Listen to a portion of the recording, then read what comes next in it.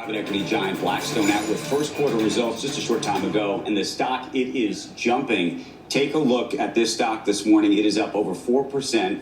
Company reporting distributable earnings per share well above analyst estimates. The stock has far outpaced the S&P 500 over the past year. For more on the new numbers and the company's deals this week to buy American campus communities for nearly $13 billion, and really where we are in the market and the economy, always want to talk to John Gray. He's here, President and Chief Operating Officer of the BlackStone Group. Good morning to you, John. Well, we really had an extraordinary quarter. As you mentioned, it was a tough backdrop, but our business model is pretty simple. Deliver great returns for our customers, and they'll allocate more capital to us. We managed to deliver positive performance in virtually all of our strategies, led by our real estate business. What we saw was also big inflows from our customers, almost $50 billion. Assets grew almost 41% year on year. And what's driving that, I'd say, is two things. One, on the investing side, we've been really focused on rising rates, rising inflation, and investing in good neighborhoods that can perform through that challenging environment. And so for us, logistics were strong, energy infrastructure, and a bunch of travel-related companies we invested in.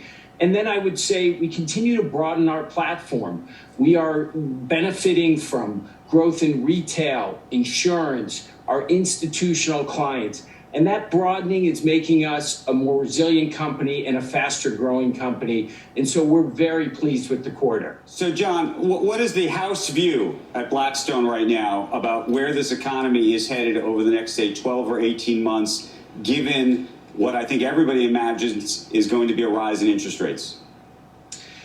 So I would say the house view today economically is mixed. I would say on the ground, in terms of economic growth, what we're seeing are positive results. Our companies are seeing very strong revenue growth.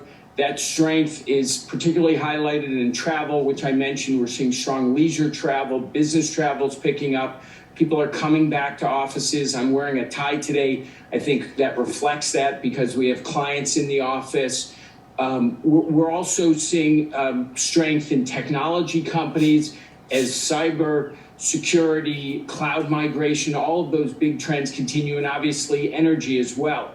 But the one area that's impacting really all businesses are rising labor costs. And we're seeing that now, not just at the C-suite, but all the way through entry-level employees. Our portfolio companies are talking about the scarcity of labor, the cost of labor.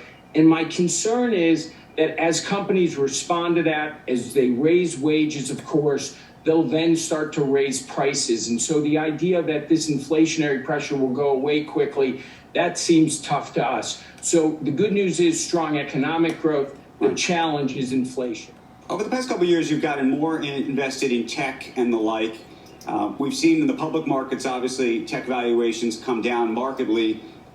It's unclear, I think, in the private space, especially in venture capital land, whether a lot of funds have actually marked their portfolios properly, given where we are in the valuation spectrum. Do you think they have?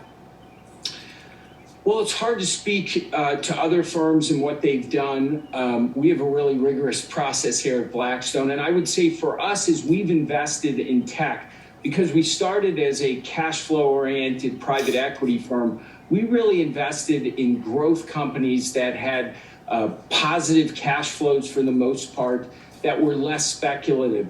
And those are the companies that I think will hold up. You're seeing that in the market, the differentiation between tech companies that are fast-growing but positive in terms of cash flow and more speculative. And so